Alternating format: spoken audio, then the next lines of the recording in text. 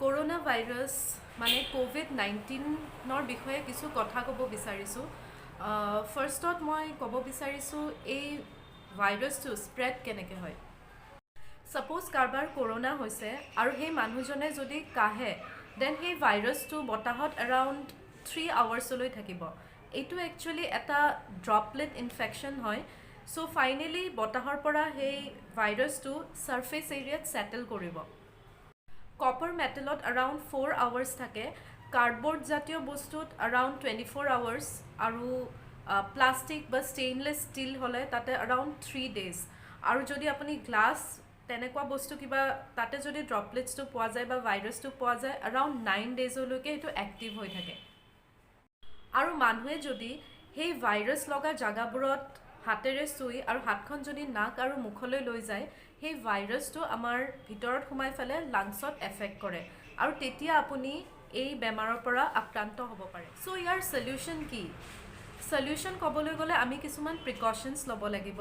So' first of all hand wash বা sanitiser is a must. So' আপুনি হাতখন নাক বা মুখৰ চোৱাৰ আগতে মেক চিয়'ৰ ডেট আপুনি হেণ্ড ৱাছ বা চেনিটাইজাৰ ইউজ কৰিছে। আৰু যদি আপুনি বাহিৰত বা পাব্লিক প্লেচত গৈছে মেক্সিমাম টাইম হাতখন মুখ বা নাকৰ ওচৰত নিয়াটো এভইড কৰিব। এতিয়া যিমান পাৰে ঘৰত থকাই ভাল। Malls, parties, then cinema hall এইবোৰ জেগা এভইড কৰিব। আৰু ৰিলিজিয়াছ প্লেচেছ লাইক মন্দিৰ, মছজিদ, চাৰ্চ, গুৰুদ্বাৰা সেনেকুৱা য'ত মাছ গেডাৰিং হয়, বহুত মানুহ আহে, তেনেকুৱা জেগাও এটলিষ্ট এইটো ছিটুৱেশ্যনত অলপ নোযোৱাই ভাল। অলপ ঘৰৰ পৰা বহিয়ে ভগৱানক প্ৰাৰ্থনা কৰক। পাব্লিক ট্ৰান্সপৰ্ট যিমান পাৰে এভইড কৰক আৰু মানুহৰ লগত এটা ডিষ্টেঞ্চ মেইনটেইন কৰিব। হেণ্ডশ্বেক এণ্ড অল এভইড কৰিব। যিমান পাৰে দূৰৰ পৰাই কথা পাতি মেলি যোনটো মানে আপুনি এভইড কৰিব নোৱাৰে সেনেকুৱা পৰিস্থিতি আহিলে দূৰৰ পৰাই কথা বতৰা পাতি পেলাই যিমান পাৰে সময় ঘৰত থাকিব ট্ৰাই কৰিব। বিশেষভাৱে চেনিটাইজেশ্যন অৰ্থাৎ হাত ধোৱা বা হাত ধুই থাকিব আৰু চেনিটাইজাৰ ইউজ কৰি থাকিব আৰু যিমান পাৰে আনছ'চিয়েল হৈ যাওক, বেছি গেডাৰিঙৰ ওচৰত নাযাব। এই দুটাই মোৰ মতেৰে বেষ্ট প্ৰিকশ্যন হ'ব টু এভইড কৰোনা। আৰু এটা ইম্পৰ্টেণ্ট কথা, ভয় নাখাব, পেনিক নকৰিব। কৰোনা হ'লে যে মানুহ এজন সুস্থ হৈ নুঠে তেনেকুৱা কথা নহয়। মৰ্টেলিটি ৰেটটো যদি চাই ইটছ অনলি 2 or 3%। 80% মানুহ সুস্থ হৈ উঠিছে। চ' প্ৰপাৰ ট্ৰিটমেণ্ট আৰু মেডিকেশ্যন যদি পায় মানুহজন নিশ্চয় সুস্থ হৈ পৰিব। এই বেমাৰটোৱে বহুত বেয়াকৈ এফেক্ট কৰিছে বয়সস্থ মানুহক, যাৰ এজ এৰাউণ্ড 60 ইয়াৰ্ছতকৈ বেছি, কাৰণ তেওঁলোকৰ ইমিউনিটিটো ইমান ষ্ট্ৰং নহয়। আৰু যাৰ ডায়েবেটিছ আছে বা হাৰ্ট প্ৰব্লেম আছে তেওঁলোকৰ কাৰণেও ডেঞ্জাৰাছ। বাট য়াং এজ গ্ৰুপৰ যদি হয় তেওঁলোকে উইথ প্ৰপাৰ মেডিকেশ্যন সোনকালে সুস্থ হৈ উঠিব পাৰিছে। মই ছ'চিয়েল মিডিয়া আৰু নিউজতো বহুতটা এনেকুৱা কেছ পাইছোঁ য'ত কৰোনা ভাইৰাছ ছাছপেক্টেড মানুহ, যাক ছাছপেক্ট কৰিছে বা যাৰ হৈছে তেনেকুৱা মানুহ কিছুমানে হস্পিটেলৰ পৰা পলাই আছে। চাওক, আপোনালোক ক্ৰিমিনেল নহয় বা একো কিবা বেয়া কাম কৰা নাই। চ' এনেকৈ পলাই নুফুৰিব। আপোনালোকে প্লিজ প্ৰপাৰ ট্ৰিটমেণ্ট লওক। আপোনালোকক অকলশৰীয়াকৈ ৰখা গৈছে তাকে আপুনি ট্ৰিটমেণ্ট লয় আৰু এই বেমাৰটো স্প্ৰেড নহয়। চ' এনেকৈ পলাই মেলি ফালে বেলেগক দিগদাৰ নিদিব আৰু এই যোনটো ডিজিজ হয় এইটো স্প্ৰেড কৰাত সহায় নকৰিব। আৰু আপুনি যদি প্ৰপাৰ ট্ৰিটমেণ্ট নলয় আপুনি নিশ্চয় ট্ৰিটমেণ্টৰ অভাৱতহে মৃত্যু হ'ব পাৰে। চ' কাইণ্ডলি ট্ৰিটমেণ্ট ল'ব, ভয় নাখাব আৰু এনেকৈ পলাই নাযাব।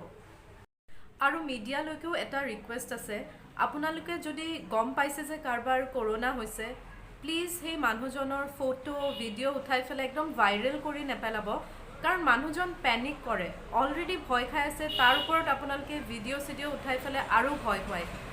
গভৰ্ণমেণ্ট আৰু হস্পিটেল অথৰিটিক প্ৰপাৰলি কেছটো হেণ্ডেল কৰিব দিয়ক। চ' সেইটো এটা ৰিকুৱেষ্ট মোৰ মিডিয়াৰ কাৰণে। চ' কৰোনা হোৱাৰ চিমটমছ কি হয়? নাকৰ পৰা পানী ওলোৱা, জ্বৰ, কাহ, চৰ্দি আৰু এক্সট্ৰিম কেছত আপোনাৰ উশাহ লওঁতে কষ্ট হ'ব পাৰে। চ' এইবোৰ মেইন চিমটমছ হয় কৰোনাৰ। চ' এনেকুৱা যদি কিবা অলপো চিমটমছ পাইছে ভয় নাখাব, হস্পিটেলত যাওক আৰু ইয়াৰ চেকআপ কৰাওক আৰু প্ৰপাৰ ট্ৰিটমেণ্ট ল'ব। এতিয়া কৰোনা ৰিলেটেড কিছুমান মিছকনচেপশ্যনৰ কথা কৈছোঁ। First of all mask. বজাৰত এতিয়া মাস্ক নোহোৱা হৈ গৈছে অলমষ্ট। কিন্তু মাস্কটো ইমান বেছি প্ৰটেকশ্যন দিয়ে জানো?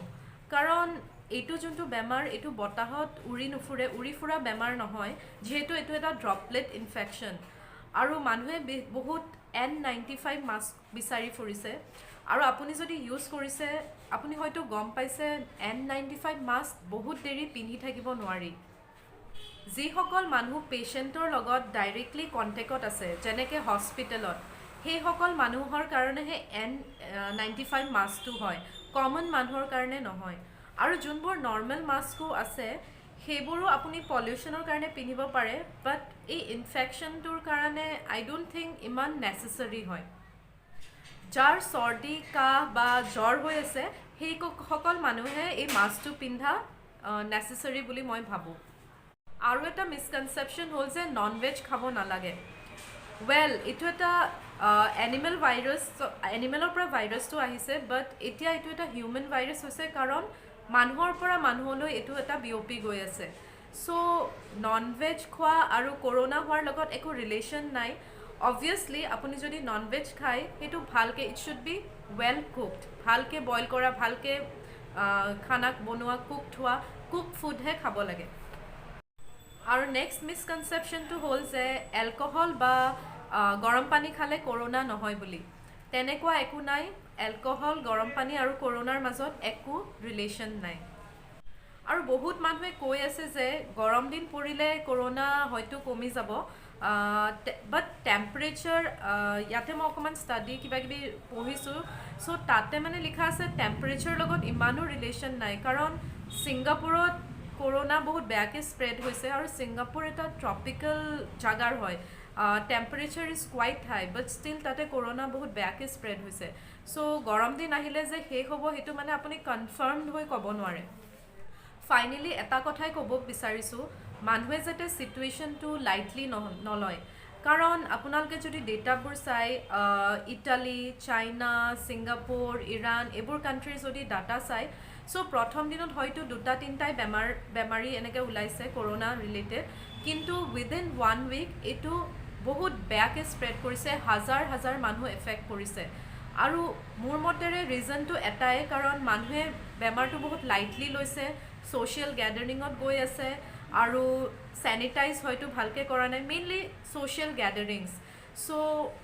এইটো এটা সময় য'ত আমি চবেই অকণমান কনচিয়াছ হ'ব লাগে আৰু ছ'চিয়েল গেডাৰিং স্পেচিয়েলি এভইড কৰিব লাগে। যিমান পাৰে ঘৰত থাকিবলৈ ট্ৰাই কৰিব, ছ'চিয়েল গেডাৰিং এভইড কৰিব, অলপ ফেমিলিৰ লগত টাইম স্পেণ্ড কৰক। আদাৰৱাইজ আমাৰ অৱস্থাও ইটালী, চাইনা তেওঁলোকৰ নিচিনা হ'ব। হোপফুলি সেনেকুৱা অৱস্থা আহি নপৰে। Let's pray and hopefully this situation will be solved. Thank U.